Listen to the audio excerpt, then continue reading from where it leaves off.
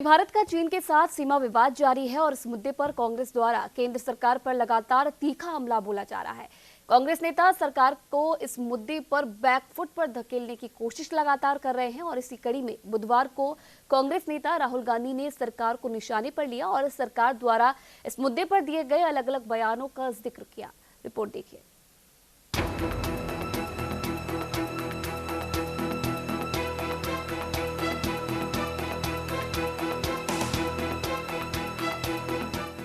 भारत और चीन की सेना के बीच विवाद अभी भी जारी है। भारत और चीन के मंत्रियों में कई बार शांति समझौते की बात होने के बाद भी चीनी सैनिकों का सीमा पर रवैया बिल्कुल बदला रहता है। भारत पर कई बार नापाक इरादों से हमला करने के बाद भी चीन बाज नहीं आ रहा और न ही अपनी गलती मान रहा। इसी मुद्दे को लेकर कांग्रेस बार बार केंद्र सरकार पर निशाना साध रही है।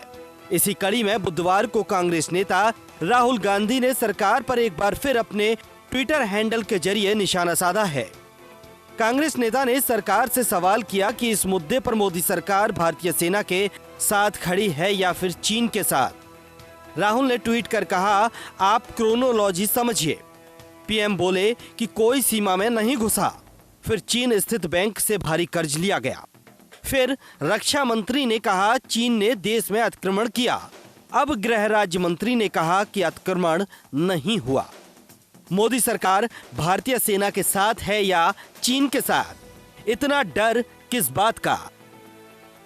गौरतलब है कि इससे पहले रक्षा मंत्री राजनाथ सिंह ने मंगलवार को लोकसभा में चीन के साथ सीमा विवाद पर बयान देते हुए कहा था कि चीन की तरफ से यथास्थिति बदलने का प्रयास किया गया, लेकिन जवानों की मुस्तैदी से उसके मंसूबों को नाकामयाब कर दिया गया।